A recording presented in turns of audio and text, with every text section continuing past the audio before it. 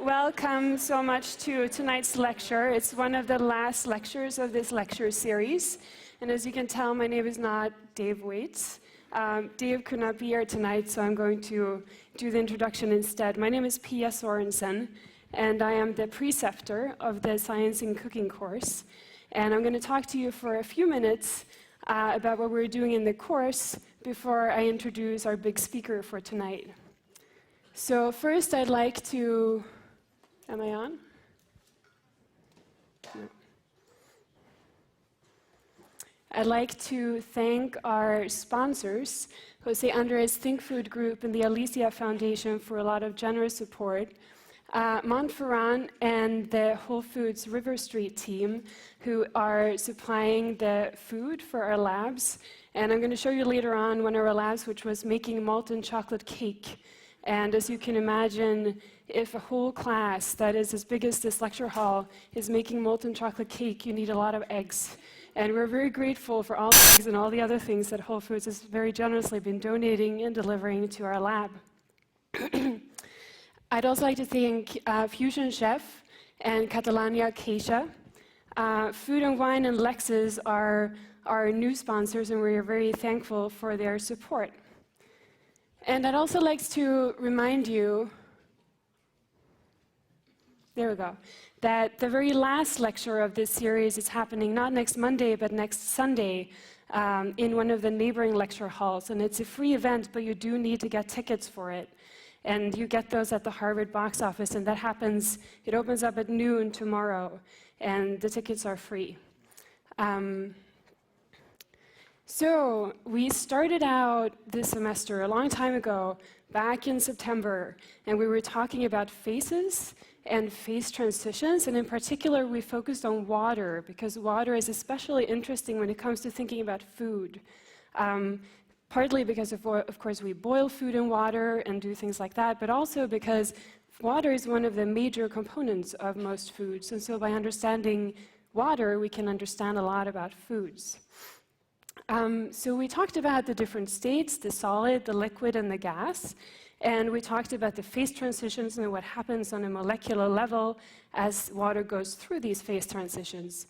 And then we moved on to talking about more complex phase transitions that can be thought of phase transitions. And we studied how milk becomes a solid when you lower the pH. And it becomes curds and we use the curds to make cheese. And we made cheese in lab, and we studied a lot of the different properties of cheese, the mouthfeel and the elasticity and the viscosity as it melts. And then we moved on to a lot more complicated cooking. And we talked about spherification, which is a technique that was introduced and pioneered by Ferran Adrià, where you use the diffusion of ions to make a gelation happen. So the calcium ions sort of move in and cause the polymers to form a network that is the shell of the spheres. So then we got toward the end of the course, and we were sort of ready for dessert. And this is an example of one of our labs where we made the molten chocolate cake, and we studied the measurement of the baking process as the temperature moved in at different distances from the edge of the cake. And we introduced an equation which described the cooking process and how long it takes to cook a cake. And you can calculate this based on the diffusion constant and the size of the cake and your target temperature and your initial temperature. And last week, if some of you were here, we also used this equation to calculate the cooking time of a turkey. And I don't know if any of you actually used this equation to calculate the cooking time. I did not either. So after turkey, it's time for pumpkin pie and pecan pie. And we have one of the true masters of not only pies, but all kinds of desserts here with us tonight. He gets to cook the pie for the Obamas. And so please join me in welcoming Bill Yossis, the White House pastry chef.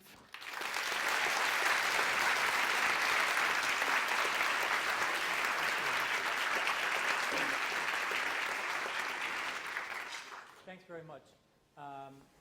A year ago, I was privileged to come here and do the first year of this course, and it was a very exciting experience.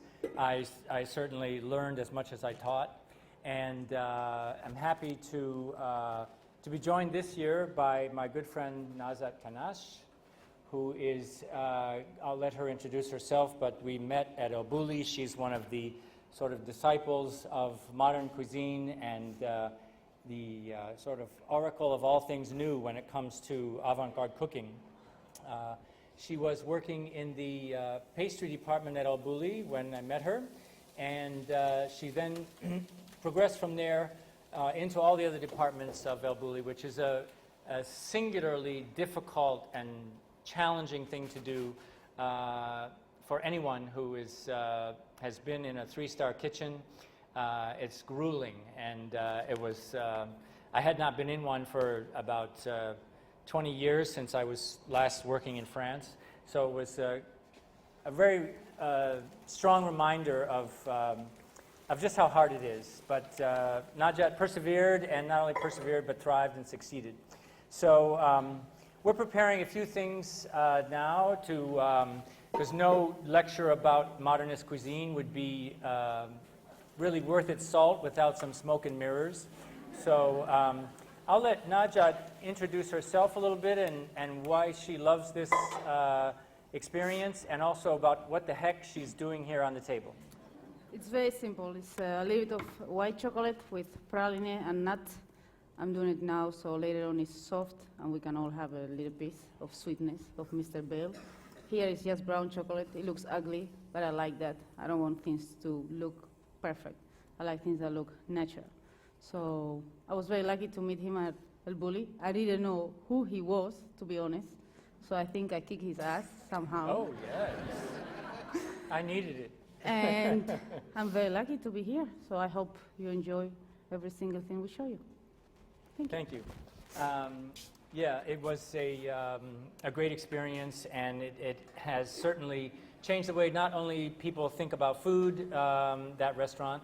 As you probably know, that you travel along a very long, dangerous road over cliffs and with traffic coming at you to get there, and that's part of the experience, is the difficulty of getting to Elbuli and to have this amazing, magical experience, which is the 24 or 36 course meal there. Well, the last month was 60. 60 for those last lucky few that got into the restaurant. I was one. And she was one, maybe the first one, yeah, the first one of the cooks to graduate to become a customer. And I was as well, and that was a memorable, unforgettable experience. But not because of the smoke and mirrors, and not because of the long trip down a dangerous road. What is truly unique, I think, about Elbuli, or maybe not unique, but which is special, is that in spite of how original and creative the cuisine is, it still sticks to some of the most basic culinary, inviolable principles that any chef holds to, and that is that taste is foremost. And all great chefs base, whether they're doing molecular gastronomy, whether they're doing traditional cuisine or cooking fish or meat, taste is what is our barometer. Taste is the standard that we will always go back to. We can use many wonderful sort of techniques, and new techniques come out every day, but for great chefs, it has to taste good. And that's one thing that we found at Elbuli, is that everything was delicious. No matter how provocative, and many of the courses are quite provocative, no matter how provocative, strange, weird it was, it always tastes delicious. And it also had a balance throughout the meal, where you go from one particular taste sensation and texture, something you don't even recognize as food, always delicious and always in the correct sort of hierarchy of flavors as you move along through the meal. So that brings me to that subject of taste, and it is, as I say, something that is very visceral for chefs. They have to reach that ability to create great flavors, and it's something that has been studied from a scientific point of view in ever more intense detail. Lately, this was just in September of this year, Charles Zucker of Columbia University published a paper in Science magazine in which he showed optical imagery of the actual experience of taste in the mammalian brain. In this case, it was mice, but presumably they taste. They certainly like, you know, their cheese and white chocolate, I know that. But that optical imaging recorded the neural activity, and what he found was discrete clusters of neurons which respond to the different taste centers. So when we talk about taste centers, we all growing up learned about bitter, sweet, salty, umami, sour, and he was able to demonstrate exactly in this poor little mice's brain where this was taking place. And before, it had always been assumed that there was kind of just a generic area in the brain that registered taste, but he shows exactly cell for cell where it occurs. So he's not the first person to study and investigate taste. Certainly chefs and writers have for many years, and especially its part of taste, its collateral sense, which is the sense of smell, olfaction. And if you're familiar with Marcel Proust, you certainly remember in the La Recherche du Temps Perdu that Swann tastes this Madeleine, and in that Madeleine, a lot of memories return. We now understand that scientifically what was going on because Linda Buck, in her studies about olfaction, discovered that there are very specific receptors for different smells. In fact, there are so many receptors that it takes up 3% of the human genome. That's enormous. It is an enormous part of who we are, of our hardwiring, is devoted to smell. And smell, insofar as it relates to the palate, also indicates what taste is all about. So that study by Linda Buck won the Nobel Prize, and it has launched a lot of these studies throughout, in all corners of science, about what is taste, what is smell, and what a big part of who we are that those senses play on. There are olfactory systems in the very oldest of beings, whether they be sharks or scorpions. We're talking about 250 million years ago. These are all creatures which have the ability to smell. And in this case of the sharks, they actually, their smell it permeates through their skin. So they're able to actually smell and taste their food before they eat it. And I always like to say, just like food critics. But talking about taste, there was some very interesting ideas thrown around about taste. And Heston Blumenthal, who's the chef at the Fat Duck and also one of the kind of proponents of modern cooking, worked together with IFF, the International Flavors and Fragrance, which is an organization which develops new flavors and new perfumes. They use a gas chronograph to break down flavors into their component parts, and then they can reconstitute those flavors. Well, what they asked Heston to do was to come up with that connection that Marcel Proust talked about between flavors and the past, flavors and emotions, flavors and a sense of place.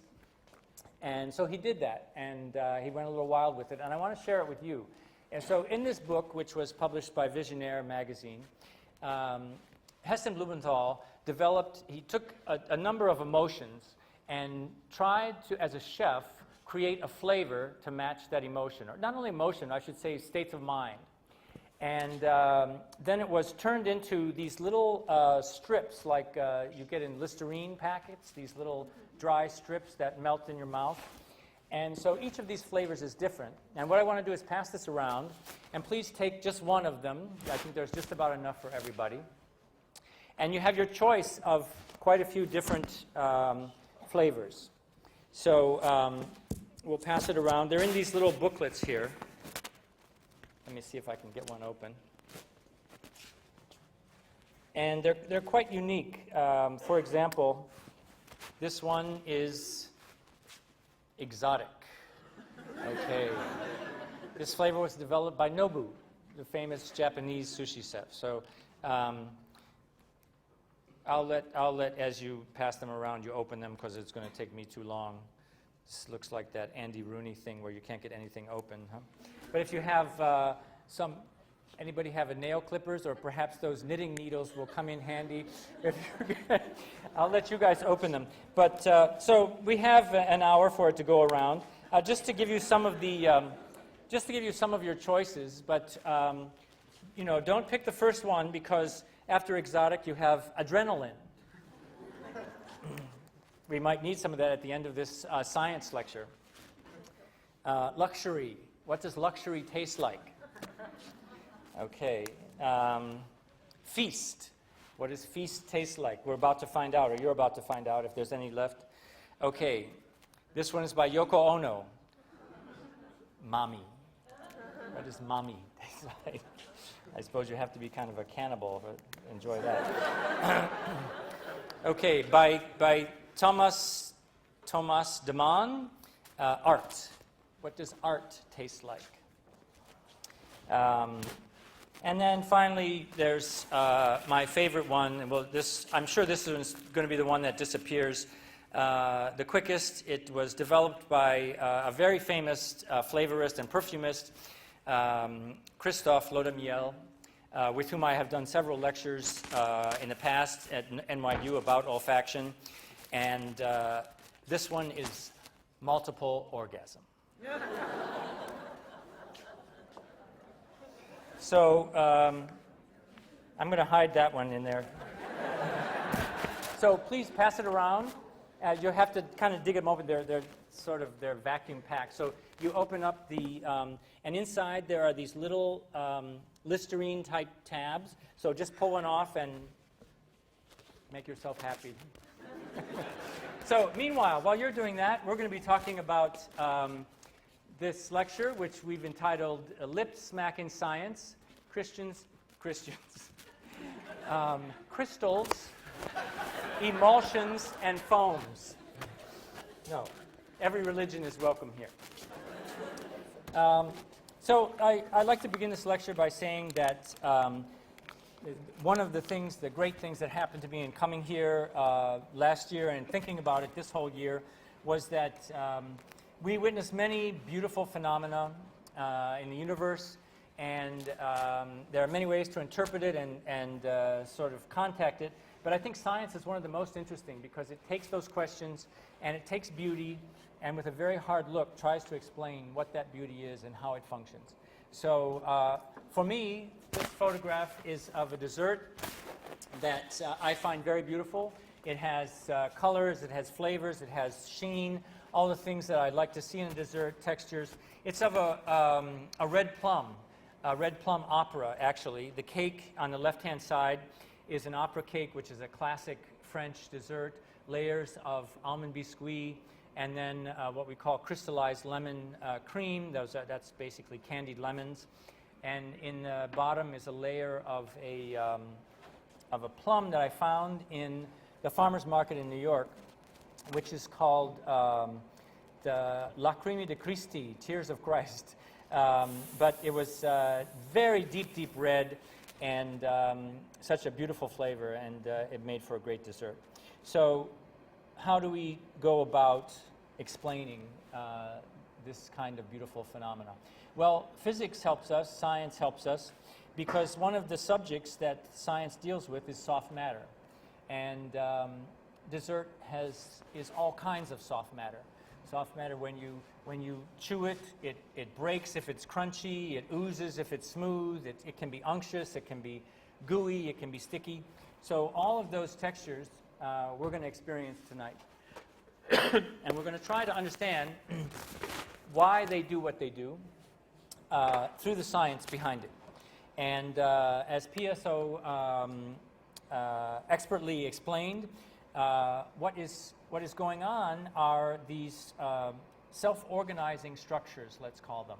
They are structures which are larger than molecules, but smaller than what we can see with the naked eye. So whether they are that intricate lattice work of spherification, which is polymers which develop and cross-link through the sodium to make a delicate outer shell that we'll see when we get to spherification, or whether it's a foam which is introducing air into a liquid and finding a way to make that stable. All those things are part of what chefs do. So one of the things that one way to look at it is what I like to call the prism of flavor. Because as we said before, great chefs are mostly concerned with flavor, but they see the experience as kind of a progression in a meal. So that prism is how we experience our time at their table. So Najat and I put this little show together. And this whole subject goes back to the very first chefs, which this image is what recalls to me the very first cooking. It's just an ember of charcoal. So whether it was primitive Neanderthal cooking on an open charcoal, this to me is scientific cooking. This to me is avant-garde cuisine. Because the first person who put organic material onto a hot coal to cook it and char it was ahead of the game. For one thing, many people have considered that cooking actually helped the human race to develop because it enabled us to live longer. After all, cooking destroys harmful bacteria. So the fact of burning something and cooking it enables us not only to eat a wider range of foods, which helped our brain to develop, but it also killed a lot of bacteria that would have killed us if we hadn't cooked it. So avant-garde cooking goes back to this very first day. So here's a very beautiful photograph of a piece of popcorn which is about to be exploded. So even that is a kind of an avant-garde cooking. What we're going to talk about are three major subjects that physics deals with: emulsions, foams, and gels. And the emulsions will be the first thing that we talk about. It is an emulsion is a dispersion of one liquid in another. Typically, it's a fat inside a more liquid substance. So mayonnaise, for example, is egg yolk that's dispersed into oil, or a chocolate ganache, which is the fat of cocoa butter, which is dispersed throughout cream. So I'd like to show you an example of that and how science has interacted with cooking and with chefs to develop new ways to cook and new ways to taste. One of the very interesting things that we're going to talk about too when we get to the portion here with that Najat is preparing is proteins and lecithin, both of which occur in eggs and which are extracted into a very pure form and which is used in the kind of cooking that we're going to be talking about. Before I get into that, I wanted to just back up for a moment and tell you about, we said that these things occur on a very small scale. It's what would be called it's higher than an atom, but smaller than actual structure. So this is called the mesoscopic scale. Okay, the mesoscopic scale could be defined as could be measured in nanometers. So a nanometer would be what you're seeing there, about the diameter of a human hair. So that's 0.4075 of a meter. Very, very small. Here's a picture of an emulsion, and as you can see, there are different sort of colored balls there, equally distributed, and what we can show here is a way that modern cooking has used the science of emulsions, or the science behind cooking.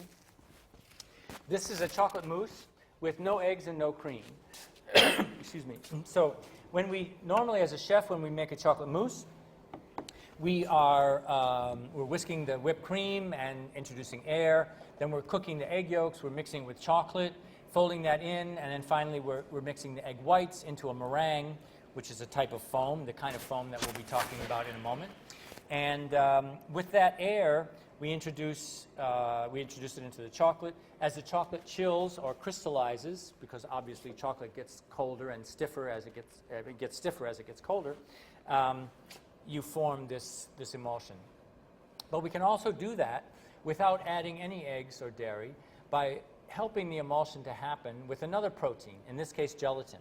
So if we take gelatin and we mix it with just water, we can pour that over chocolate and then mix it with our burr mixer or immersion blender, which is around here somewhere. Thank you. So in modern cooking, the immersion blender is the sine qua non. You really can hardly make any recipe without this. For one reason, because many of these hydrocolloids resist being dissolved in liquid. So you need the action of these cutting blades to really get the hydrocolloid into the liquid or the water. So here's an example that we went through, and we came up with a very, very smooth chocolate mousse, which has no milk or cream, and yet it's very creamy. So you can see a beautiful chocolate mousse made out of water and chocolate, which, as for pastry chefs, that's kind of blasphemous, because the first thing they tell you in chocolate school is don't let any water get into your chocolate. Thank you.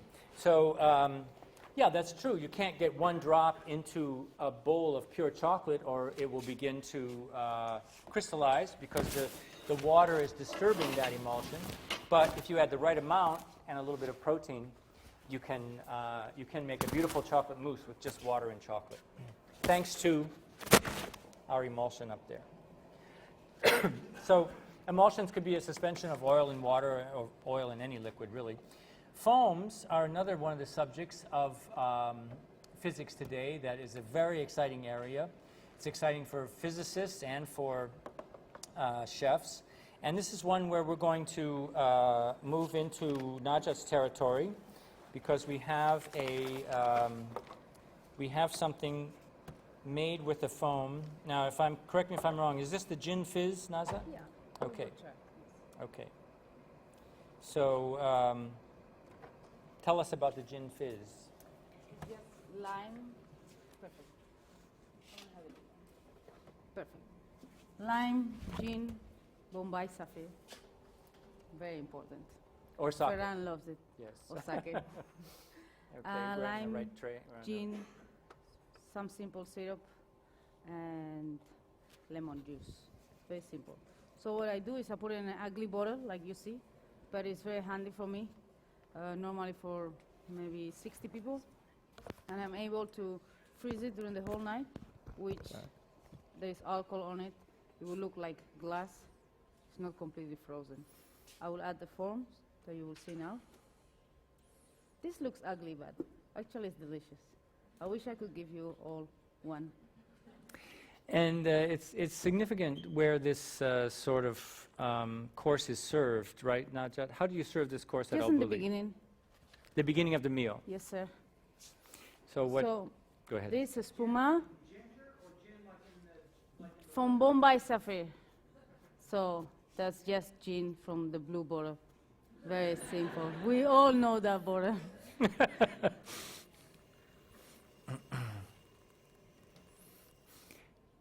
We don't serve it like this, okay? That's a nice portion. So, again, gin, lemon juice, and egg white.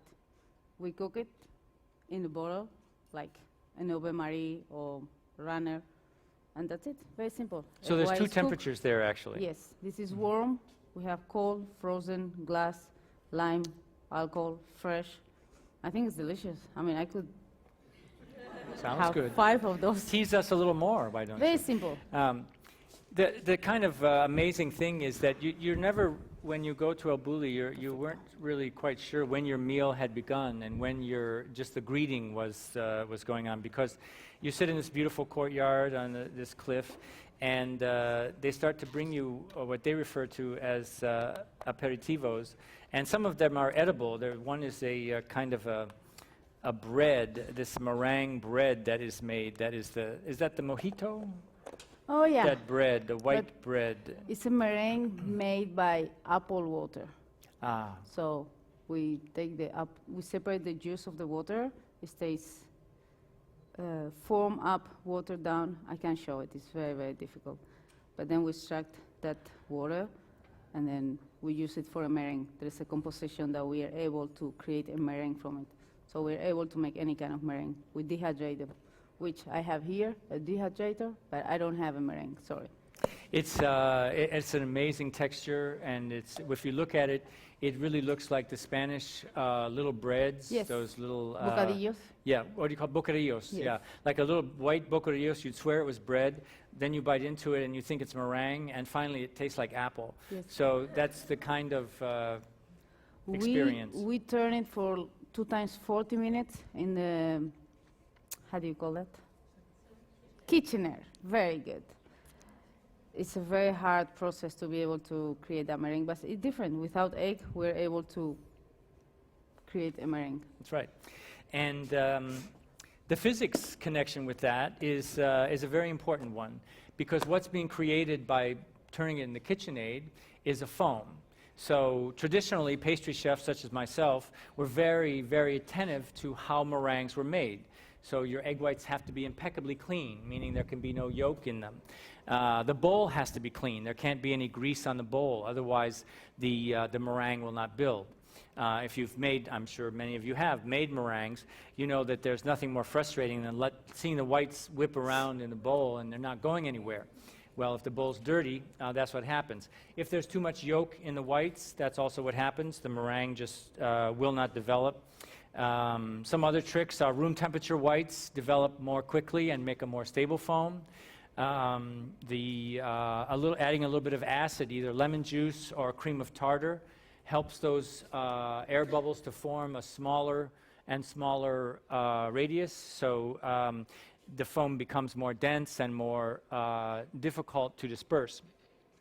But all of those ways of developing a meringue have been sort of recreated in modernist cuisine. One of the ways is the one that Nazat just told us about, with the this apple water bread.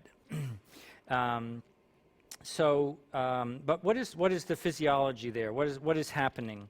Well, we can look at foam as a kind of again a self-organizing structure. What happens as the liquid forms around the air that's introduced with the whisk, the liquid has a tendency to want to go back into its liquid state, and it doesn't want to encase air. Why should it? Most liquids, or water, is happy around other molecules. Why should it form a bubble? Why should any bubble be formed? But in fact, there's a number of things which not only allow it to form, but to stay that way. And lecithin is one of them. So we often add modified soy lecithin, or modified soy protein, to liquids and whisk them up for a long time. And they keep their shape, because normally the liquid would want to drain out and the bubble would pop and all the liquid would go back to being just a liquid. So, but for a chef, that's problematic. So we like the foam to stay longer, not only so that we can get it to the table, but so that we can make it a more and more, how can I say, more and more luscious, really. Because the smaller the bubbles, the more your tongue appreciates that texture.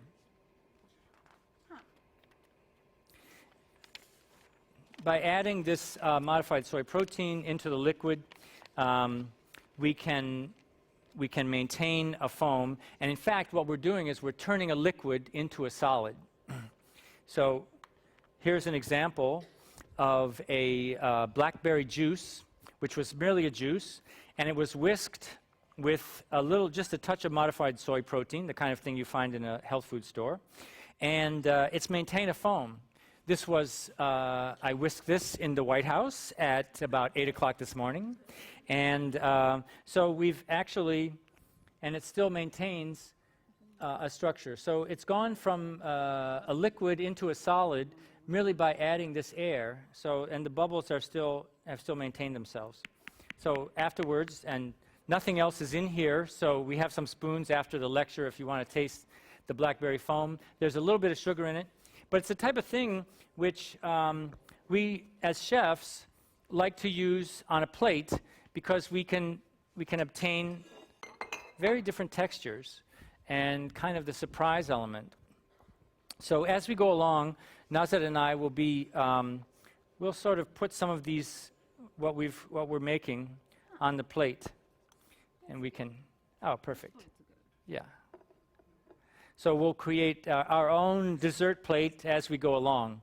But as you know, in some place like El Bulli, dessert and savory hardly have meaning anymore. Would you agree with that? No. Okay.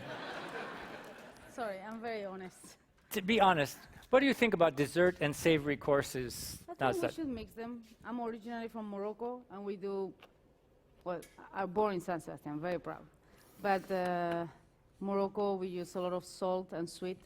So it's very nice that with El Bulli, you know, we start like this, sweet, salty, sweet.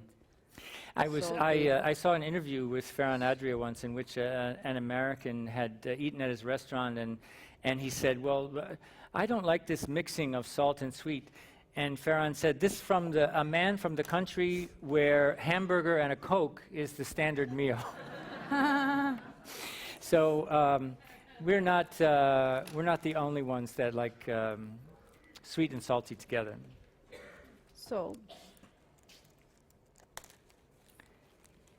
So here we have a foam that behaves as a solid, and what has happened is that there is an energy from that whisk that was used to create this that foam. And what has happened is there's a certain amount of energy still in there, and that energy is the pressure in each of those bubbles. So the larger the bubble, the lower the pressure. As you get smaller and smaller bubbles, the pressure is pushing out on the bubble, and the membrane of liquid is on the outside. So there's a tendency for that liquid to drain away and to go back into a liquid. But the lecithin is what enables that foam to stay there. And I promise you it'll be there at the end of the lecture. Okay. Foams.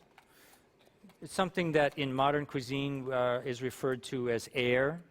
So you often hear someone talk about blackberry air. This is something that in the class tomorrow we're going to display with a formula, but I'll put it on the board just for heck's sake. So this formula describes the interface between the air and the liquid. So that is the surface.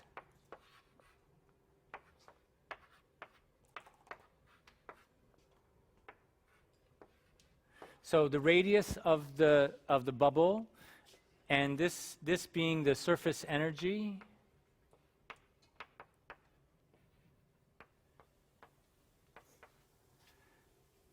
This is the surface energy density.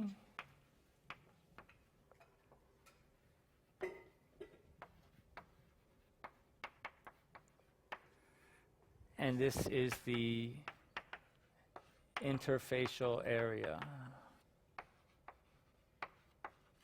So this kind of course can help us to really understand what's happening on our plate.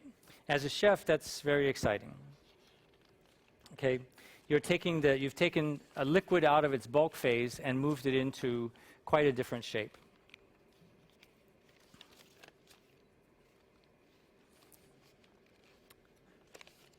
This leads us to the next sort of element or next recipe that we want to go to, which is gels. And when we're talking about modernist cuisine, gels are most often used in spherification. So there we have a process in which the polymers are interlinked. A sodium alginate is added to whatever liquid that you're going to use. In this case, we started with an olive puree, green olive puree, which is very strong in flavor.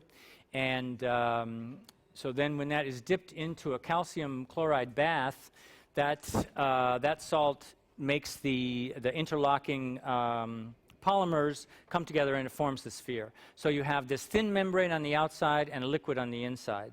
And it's probably the most telling of the modernist cuisine recipes. And I think we actually are going to be able to share that with you.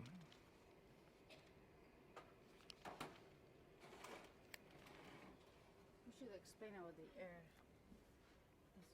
Oh, let's do that. Yeah, before we leave airs and bubbles, let's do this one. That's right.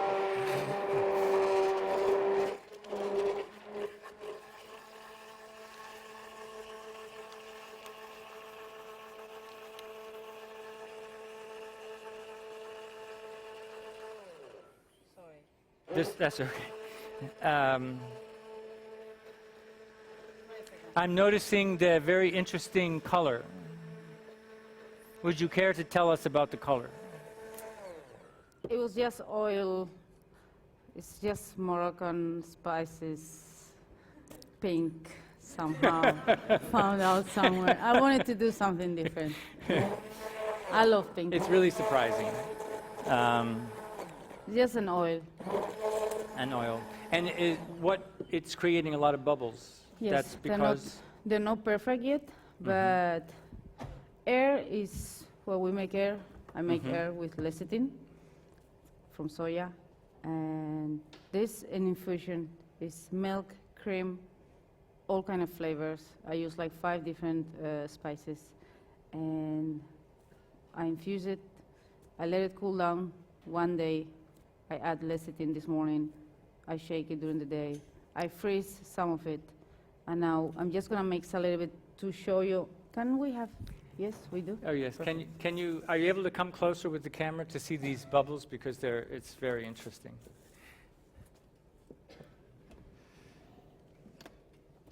So these bubbles are not perfect. By shaking them by just moving them in the same corner, I will be able to get small bubbles, so all the molecules will come together.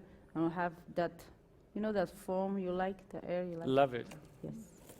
Let me do 20 seconds and then I stop.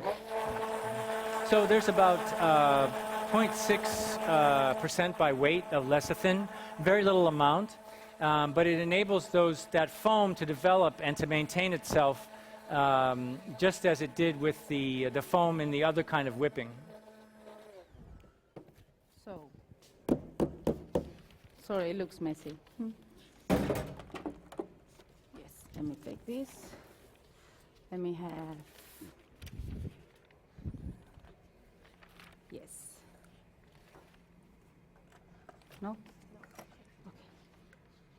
This one? There is some frozen we did this morning. It tastes very crunchy. And then, yes.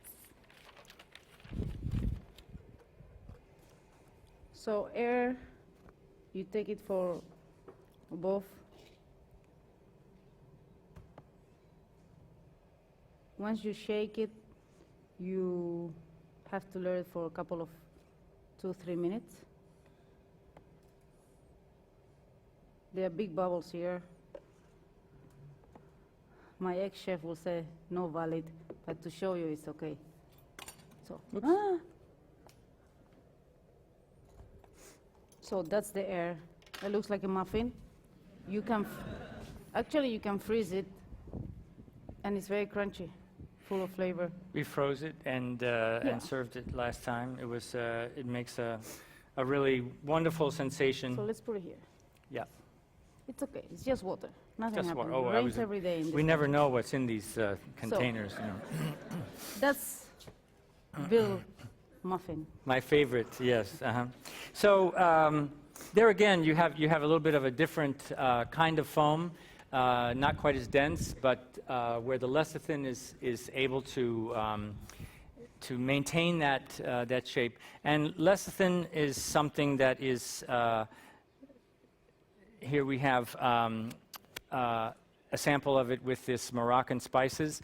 And actually, at this university, last year when I was here, we learned of a very unique real-world application for these foams. And as I said, as a pastry chef, I've been making meringues my whole life, but I saw the most beautiful meringue ever here in a laboratory that was created by Cindy Tang, a PhD student here. And this is a picture of it. This is a meringue that is created by, by forcing egg white through that very tiny opening, and into it is injected air nitrogen, so that the bubbles are formed, and this little machine can make up to 1 billion bubbles in 20 minutes. So what's the real-world application? Well, she has developed a way, let's see, farther down on this test tube to introduce a pathogen into that cell, and then to introduce whatever drug or medicine she's testing. So instead of having just 1,000 petri dishes or 100 petri dishes to test your drug or medicine, here you can have a control group of 1 billion. So your results are much more reliable when you have something like this, where each of those cells has an independent sort of test for whatever you're looking for. That's an amazing meringue and an amazing use for meringue. This is a little drawing here of where lecithin comes from and where it occurs in the body. So you can see that these, it's a membrane, so on the cellular level, the top picture shows you that, and then where it sort of occurs in the epidermis. Here's another example of lecithin and protein, the way it occurs in the human body. So these are very tiny cells, and they are, but they link together to form to very strong ligaments and muscles. The curious thing about these proteins is that they have a tendency to curl up, okay, with the hydrophilic, the water-loving side is facing outside and the hydrophobic inside. But when you denature them by adding either air or by adding the soy protein, you're able to sort of open those chains, and that's why we are able to obtain these very different kind of reactions. This next photograph shows you the protein as it actually appears in an electron microscope. On the right, you see that, I don't know if you can see it from where you are. We expanded it quite a bit. Sort of a lattice work. And so it's known as a protein scaffold, and it forms a very regular shape. So with that, I was going to show you how that serves a pastry chef. One of the things that we do is we kind of play with proteins and gluten. Gluten is one of our favorite proteins. It is, I'm not going to show you because I don't think did I bring that bowl with the, well, I'll explain it to you. I think I left it in the lab. It's a ball of dough that is in the refrigerator. Yeah. But I'll explain it while we're on it, and I'll show you later when we get it. It's so with this ball of dough, which is no bigger than this, like a softball, the gluten is worked in that, the gluten being one of the proteins in flour. And by worked, I mean we leave it in the machine and let it turn for a long time to make a strudel dough. With that single softball size of dough, you can stretch it out, and I could easily cover this table with that single piece of dough. And that's because of this protein scaffold that is shown there on the right-hand side. So this is the recipe for the chocolate mousse that we saw. And do we have any more foams to talk about, or can we talk about gels? We can talk about gels. Okay, The sodium alginate is the ingredient, as I mentioned before, that we put into the liquid, be it mozzarella liquid or an olive liquid, and or it could be a fruit puree. People often use mango puree to mix the sodium alginate in. And then when it's dipped into a calcium chloride, which is a salt, the cross-link is formed, and this cross-linking reaction forms a solid shell. It's sometimes known as caviar. So that is what Najat is about to demonstrate. If we can bring the camera in closer, we'll get a good example of how this looks as it's coming together. She's gonna start sharing the olives. So you'll be tasting it in this in these individual cups. So we'll walk around up the aisles there and give you the tray, and if you can pass that down to your neighbors. It's quite a surprising experience. So as you can see, the sodium alginate is already in the liquid, and it sets up pretty quickly, at least in the initial phase. So you have this sphere being formed there, this kind of little eyeball shape of olive. And as she pours it in there gently so it stays together, and then pushes it under so the calcium chloride completely encapsulates it. You have I made like millions of them. Yeah, this is not your first time. I'm sure at El Bulli, if you're working in the kitchen, spherification is no longer a mystery. So now you're getting one. It's very simple. It's just the juice of an olive. But but put the whole thing in your mouth. Don't bite into it because you'll have olive juice down your shirt if you do. Let's see. Basically, what I want to do is create a layer around it, and keep the whole juice inside. So simple. So once you get it in your mouth, it explodes. The fun part about it is just olive juice. There's nothing else. Okay, I add some xanthan and a little bit of calcium, and that's it. Very simple. So I put it in water just to wash. I get a clean olive. I don't know if the camera can get it. Yeah? Would you like to try? You had one. The Try we put it in water is because the calcium chloride, although it's harmless, is extremely bitter.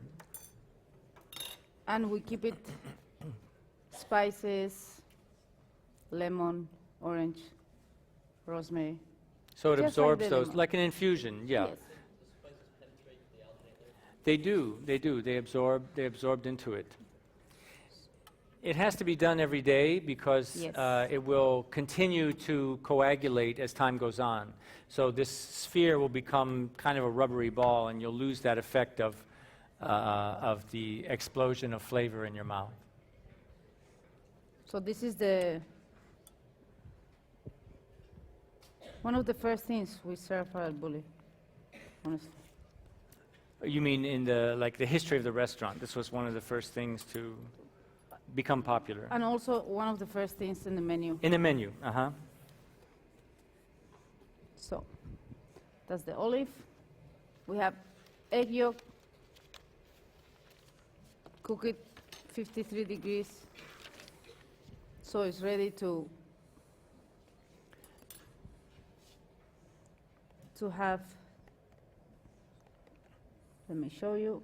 So this is another type of liquid which can be treated in this manner. It's like So it's a egg gold yolk. lidded explosion. As you see, And you said you cooked it to what temperature? 53. 53 degrees, so it's not fully coagulated. But not like cooking. I have water under, Oh, so here, I I'll go get with you a Marie. plate, too. Have that.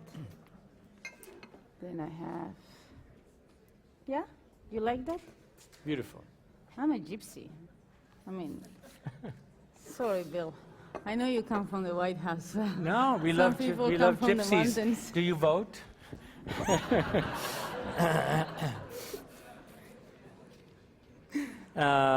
So Fantastic. This is just an egg. So this is an egg yolk version of spherification. And then we also do the little mozzarella with this funky cherry tomato, which is really cherry tomato. Which is really a cherry tomato. It's nice, I like I that. was trained not to cook, just to think. Yeah. So finally something that is what it looks like it is. Yes. That's it. Beautiful. So that's gels and spherification, one of the very beautiful phenomena that physics seeks to explain, and in this case it explains it by talking about the cross-linking reaction of polymers.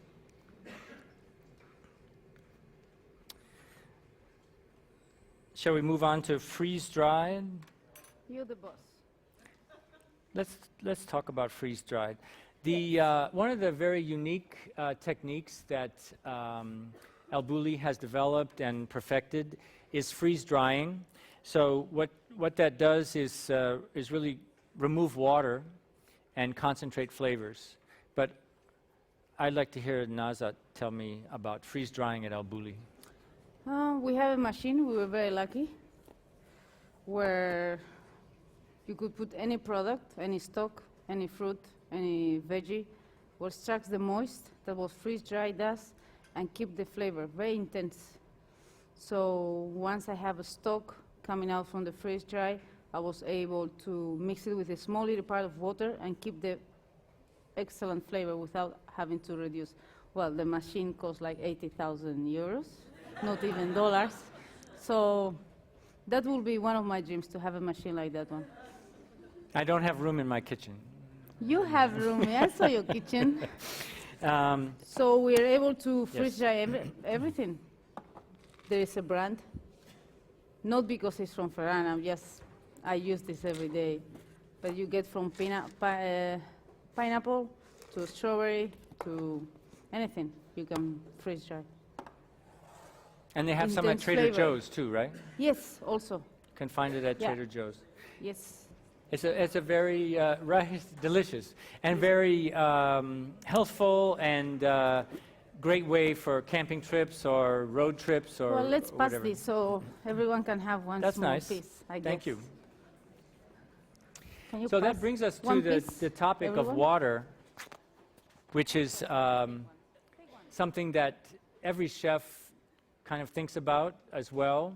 When I was first working in France, a chef would tell you that, well, you reduce this sauce, or you want to take the water out of it to intensify the flavors. And so you did that by boiling, of course, and you have to stir it periodically depending on what it is so that it doesn't burn on the bottom of the pan. But it's not only reducing water that is key to flavor in modern cooking, but it's controlling water. We saw how we control the way the water doesn't drain out of these foams, or the way the liquids don't return to their liquid state in the case of spherification or in the case of freeze drying. So you have a chance to see the effect of that. But ice, as we learned earlier, is one of the phases that water goes through. If it's very, very cold, it crystallizes, so you have to hit it with a chisel in order to break it. If you boil it, it turns into steam and enters the atmosphere. If you add sodium protein, soy lecithin to it, you can build it into a foam. What else shall we freeze today? Oh, we want to talk about, what are these powders? How is that used? Yeah. Well, very simple. I have ovulato here. You want to talk about ovulato? I think you should, because I don't even know what it is. He knows. I barely know. So it's Japanese, used to move around. I just need That's to okay. check something. Yes. I didn't tell you about this, Mr. Oh, Bill. surprise. Wow. Beautiful. So it's made by rice starch. You say that in English? Rice starch, that's Yes. right. Or potato. In Japan, it's used to rub medicine. So basically, it dissolves on the tongue. with moist. Kind of like multiple orgasm going around the room there. So what we did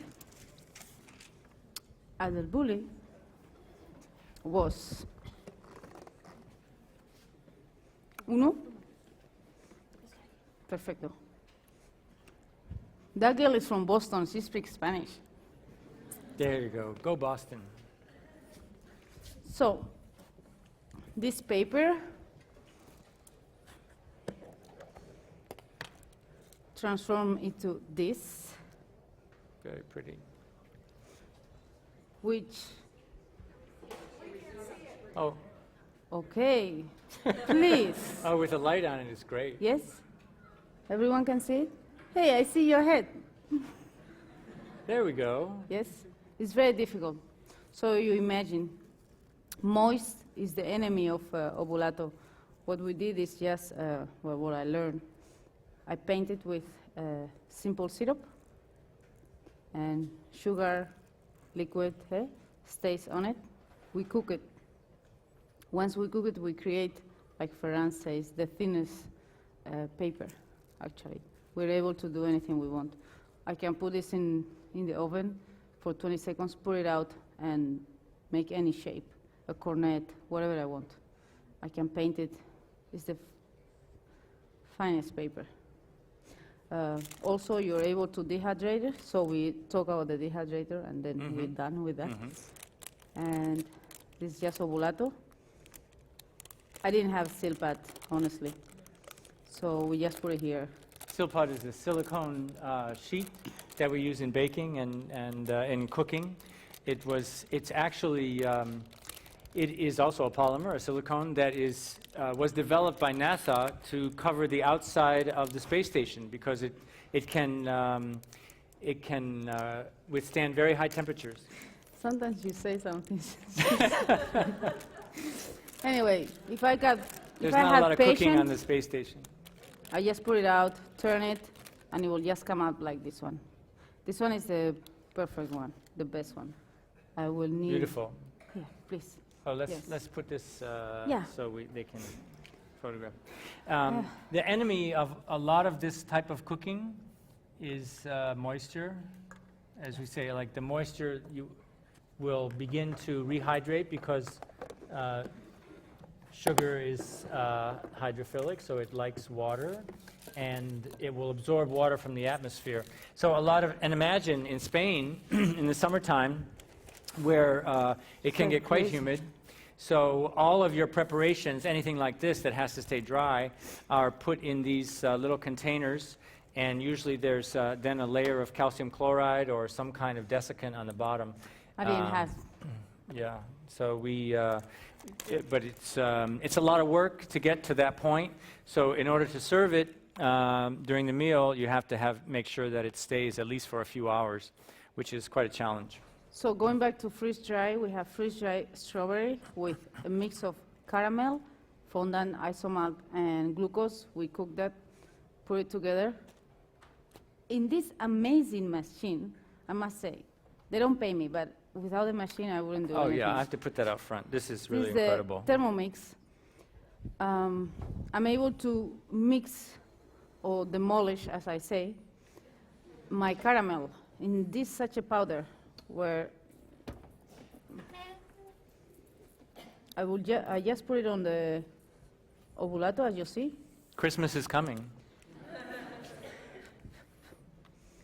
And I will cook this in the oven. I will cook this in the oven. And then also I will get something like this.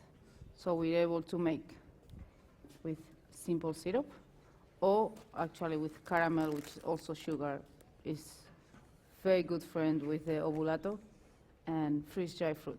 A lot of flavor. It's very intense. I can make any form, any cornet, any spheric. If I cook this, if I put this in the oven, put it back, it's soft, give a form, I can add any spheric into it. Very simple.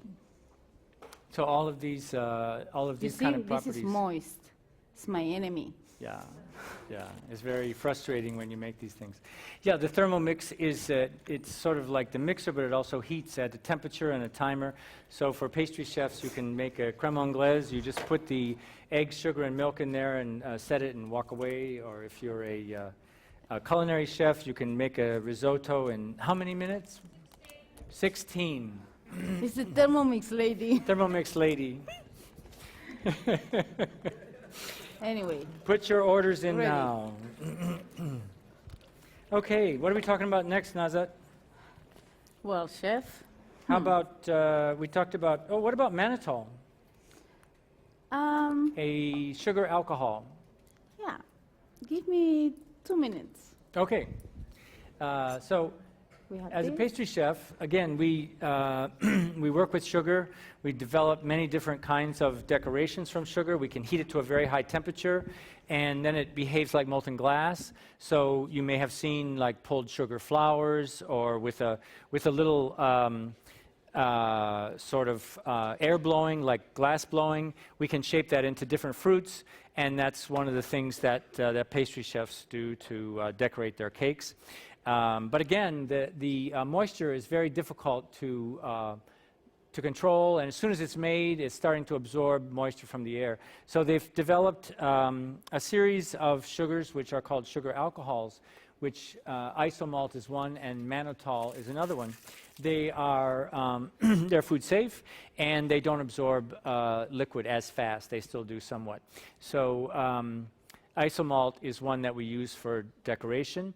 But mannitol is one that, that Nazat is going to show us. It's a white powder, and it goes to an extremely high temperature, which we have over here. Maybe if you can, I'll try to get it. It's a very interesting process, what's going on here. Okay, so it's when it's set. Oh, you can't get too close, right? All right. It becomes that crystallized form just as caramel would, except it stays white. So we'll put that on the fire, and it's already starting to liquefy again. And what we can do is dip some other ingredients into it, and it will be coated with a very paper-thin shell of sugar. So that makes kind of for some interesting taste experiences. It's when we use just sugar, we use granulated sugar, not powdered sugar. Powdered sugar has cornstarch added to keep it dry, so that would disturb the boiling. In fact, it would make the sugar crystallize automatically. What we do for using sugar, we boil it to about 360 degrees Fahrenheit. Then we add glucose. The recipe, if you want to make it at home, is a kilo of sugar to 300 grams of glucose. At that point, it's fully liquid. We pour it on a marble so that it doesn't stick, maybe a little bit of oil on the marble to prevent it from sticking. And then you begin to work it into a mass, and from there you can fold it. The more you fold it, the more sheen it takes on, and then you shape it into flowers or pears or apples or whatever decoration you're looking for. But it's quite hot. It's like working with molten glass, so we use special gloves, but still kind of the heat goes through the glove.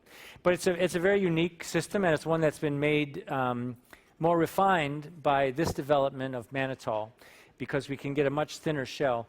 No matter how hot you make the sugar, you may have seen sugar-dipped fruits. No matter how hot you make it, it still tends to make a pretty thick crust.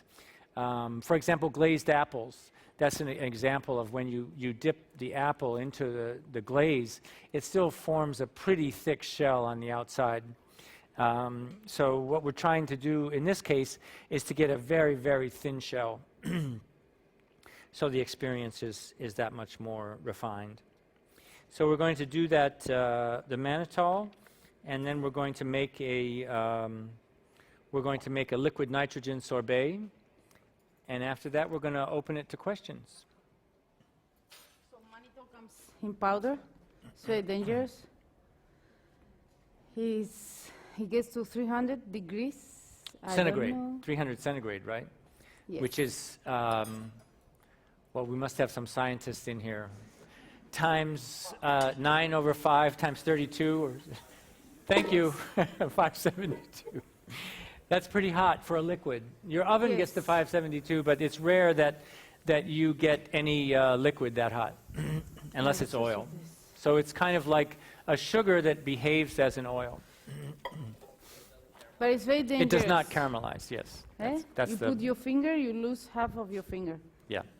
Yeah, that was interesting what he said. It doesn't caramelize, so we don't get color from it. It stays, it stays clear. So I'm waiting that it melts completely. Can I have the rose also? It tastes, yeah, it tastes sweet like sugar. It's not exactly the same as beet sugar or cane sugar, but it doesn't. It's very close to sugar.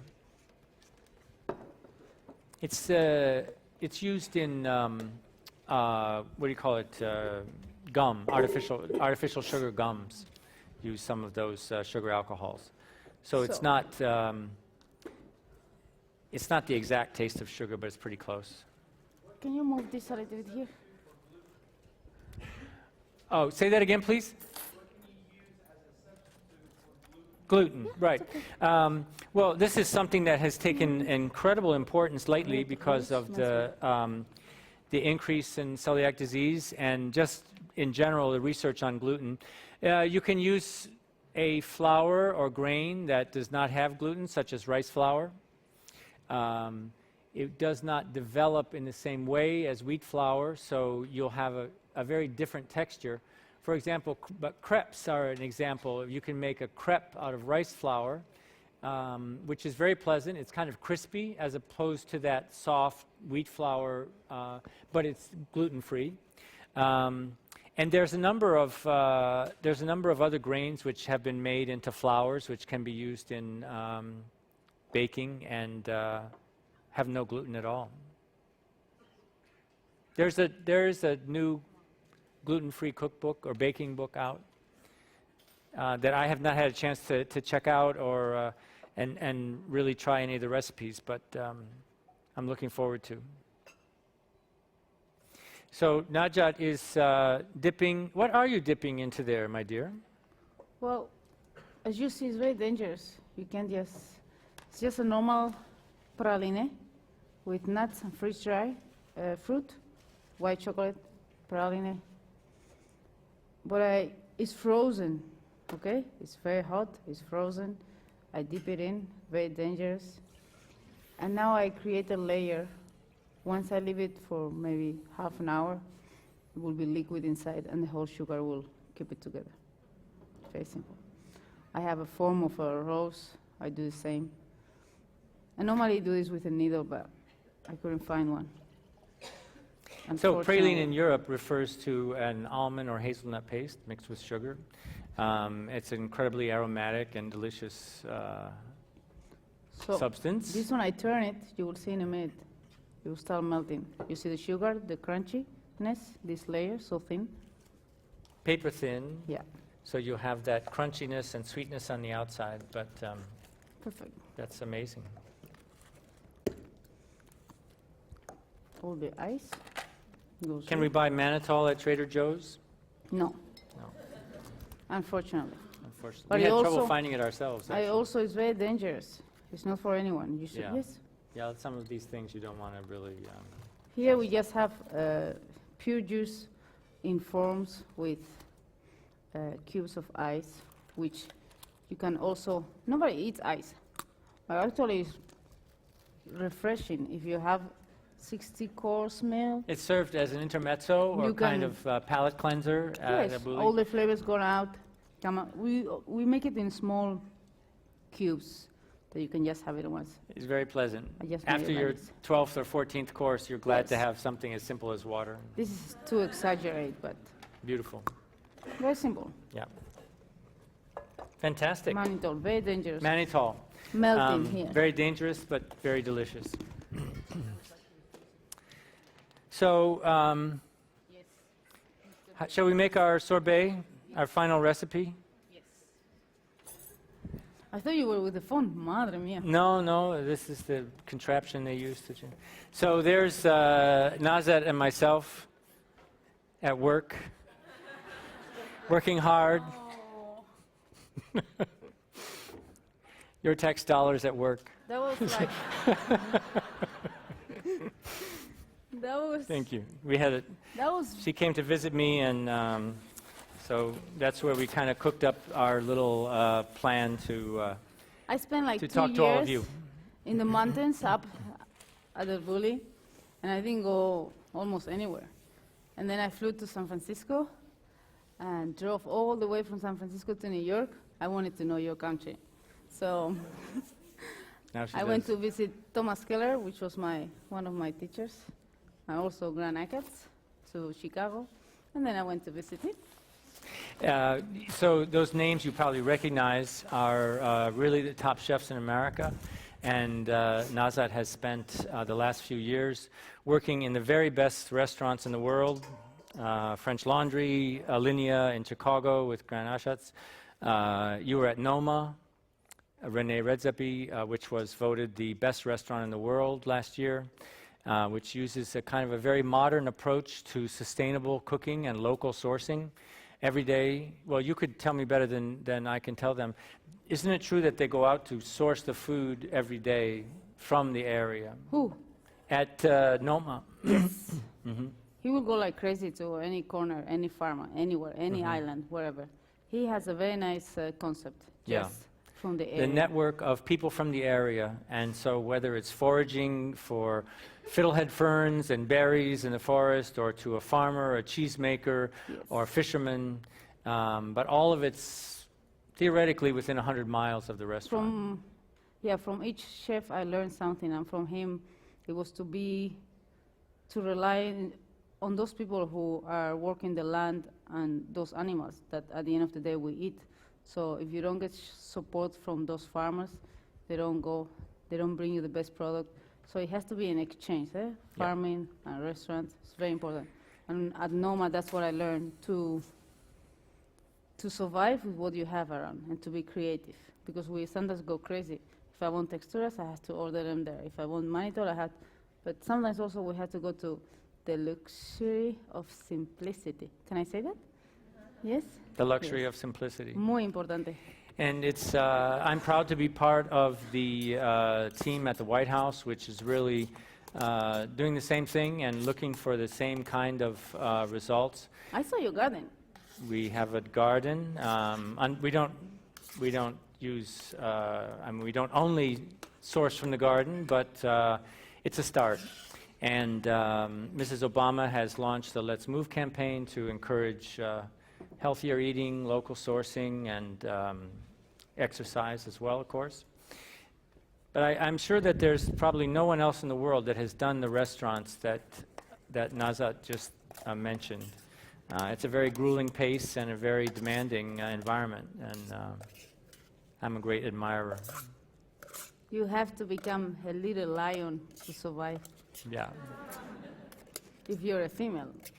if you're a female. There aren't many females in those three-star kitchens.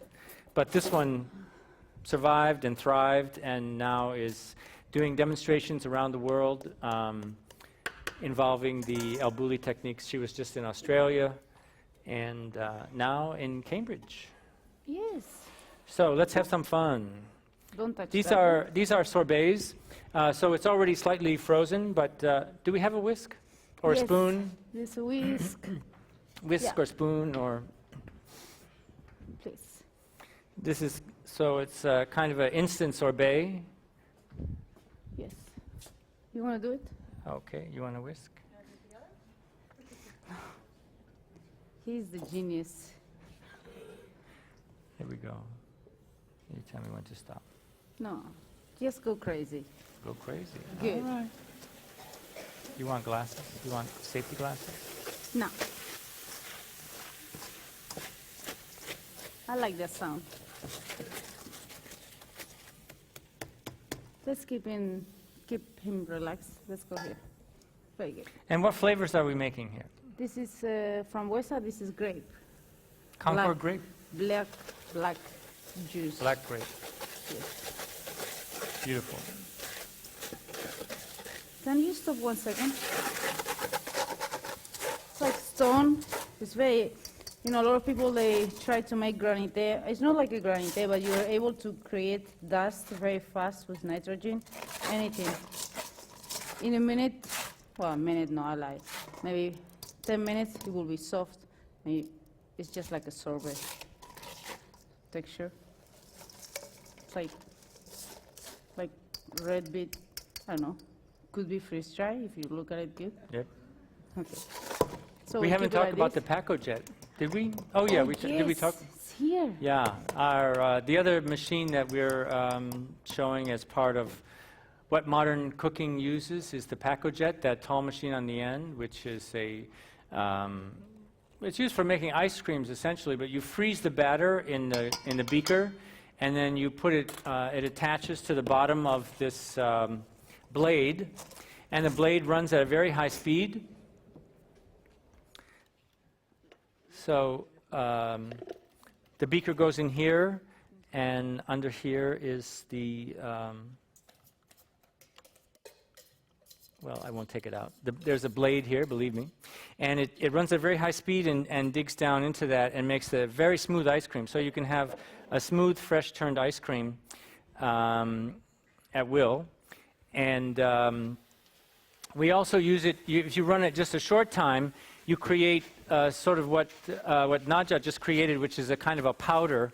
It has to be served immediately on a cold plate, of course, but it's a very pleasant sort of powdery, frozen flavor, which melts immediately in your mouth. Being a powder, having that very small surface area, it immediately disperses as soon as you get to it. Beautiful.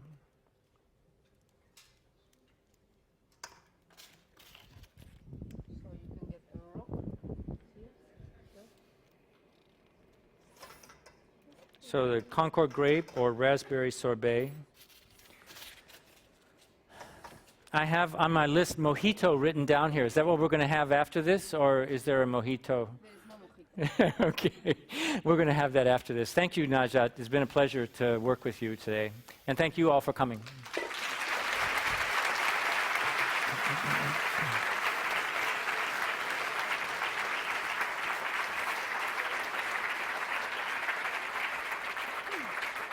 Throw it.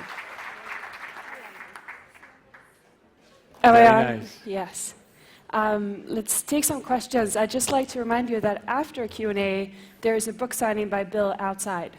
But first, Q&A. Any questions? Yes, over there.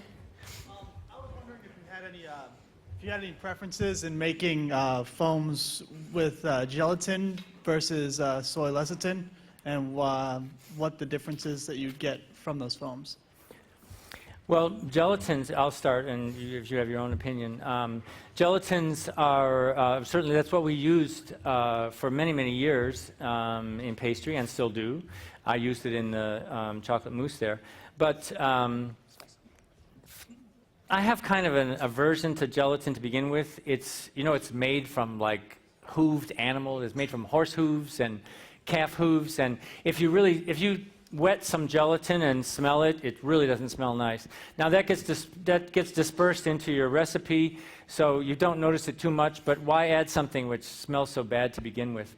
Also, a lot more people are vegetarians and vegans, so if you have to make something separate for that person because you're using an animal product, I prefer to use one of the more modern gelatins, which then everybody can eat. But I really don't want to downgrade it too much. I still use it, and it's useful for many things. Nothing wrong with gelatin, really. Yes. I agree. I'm curious about with the Bombay gin that prompted this question. The olive juice caviar that we sampled, if one of those were placed in alcohol, such as a Bombay gin Sapphire Martini, would it hold up or would it dissolve? Yes. It would be fine in the martini. So those would be some good olives to put in your. Thank you. Can you hear me? No. Okay. Well, I will. Yeah. Use your kitchen. Sometimes I make a gin and tonic spherics, and you're able to I keep it in gin or vodka, doesn't matter. You can keep it. It There's a doesn't react to question up alcohol. there. No. Hello, this question is for Chef Naja. The question is, it seems as if you've worked under some of the best culinary minds and skills of our time, and I was wondering if you could take a moment to talk about each one of them, each one of the experiences that you've had, and about the differences that you found among them, and what you learned from each of those experiences. Okay. That's a very good question. Eh? Everybody asks me the same.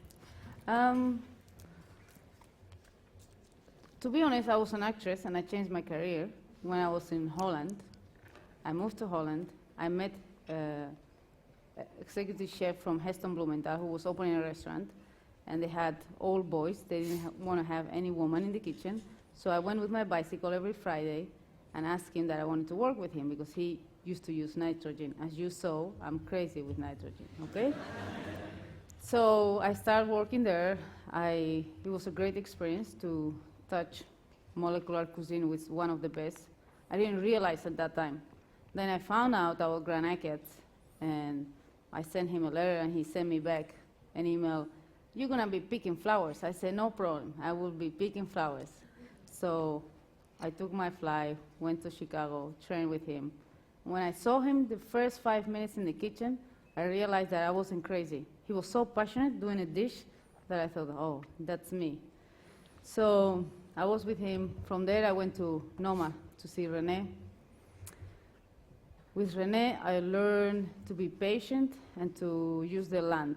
Even if I was born in San Sebastian, sometimes you don't realize that just using the products around, as I told before, it's very important for a chef to be creative. With Thomas Keller, I learned to be precise and to have the sense of urgency with anything you do. And with Ferran, I was able to free myself just to be creative. With him, I learned to just be crazy. Just bring back that little kid that we all have inside and we hide because we are in society, to bring it out with food. So this was very simple. I have no more chefs than something else? There's a question over there. Hi, from a practical perspective with the liquid nitrogen, given that restaurants are driven by cost to stay alive, does that pay off? Is that something that's typical, or? It's not terribly expensive, if that's what you mean. You do have to have a license to have it, so you have to go through a process of safety course, and you need to be sure that your insurance is paid up, I suppose, because there are some risks to it. The primary risk of it's 300 degrees below zero. But you can, as you saw, I mean, if you get some on your finger, it's okay. So long as it's not immersed for a long period. The problem is if you're using it in an enclosed space, if there's not good ventilation, as all that smoke disperses, it can displace the oxygen in the air, and you can suffocate. So you have to use care when using it. But the product itself is not very expensive. In the back. Why does mannitol not caramelize? That's a question for the physics Is the department. question? Why does mannitol not caramelize? Well, what do you mean not caramelize? Not color. Oh. Yeah.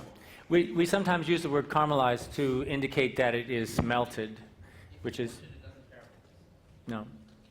Torch it? I don't know. We could try. And if no. We don't. Sorry. You can try some No, all the time. her insurance is not paid up. No, I don't but know. That could be a homework assignment. I was at El Bulli and I also asked the same to one of, I think an amazing chef who trained me very good, Mateo Casañas, and I used to throw color into it and it was like, so it just burns. Basically anything I will add to it, it will just burn. So I'm not a scientific.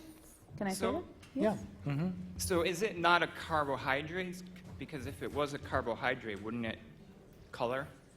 So it's a sugar, but not a carbohydrate. It's actually referred to as a sugar alcohol. So what that chemical formula is, I have to leave that to the scientists to explain.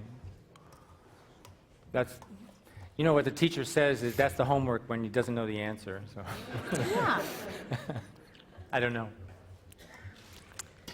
One more question. Up here. Can you just give us details about how to sign up for the next thing? Can you speak up? We can't hear you. Can you give us details about how to sign up for the last class? For Ferran's lecture? Yeah. So for Ferran's lecture, you need to get a ticket from the Harvard box office, and those are available at noon tomorrow. It's not online, as far as I know. But the tickets are free, and then you show up as usual. I do not know. It's in the Holyoke Center. Do you know where that is? It's next to the Aubin Pan. If you just walk through Harvard Yard, and you walk inside through that glass doorway, it's to the right. Okay? Okay, so there is a maximum of 2 tickets per person. All right. Question of the chef. Yes, okay, last question. What are the Obama's favorite dessert? What are the Obama's favorite desserts? They do like dessert, and you know, have said, you know, that's pleasure is always a part of cooking and eating, and certainly that's not going to go away. They do practice in moderation, but they love good old American pies. Fruit pies, cherry pie, the president loves banana cream pie, Mrs. Obama loves pecan pie, the girls like any pie. The question was, do we use these techniques at the White House? Occasionally. The White House events are very different in nature, depending on who the guest is. So we you know, really craft the menu to the guest. So this would not be appropriate for 90% of the guests who come to the White House. They're looking for more of a traditional menu. But we have had many groups that we have used modern cuisine techniques. Who was it? Sometimes we have museums, and the Cooper Hewitt Design Museum had just done an exhibit called The Design of Flavor, so we use these techniques for that. But it's unusual. Okay, so let's thank Bill and Natcha and the team one more time.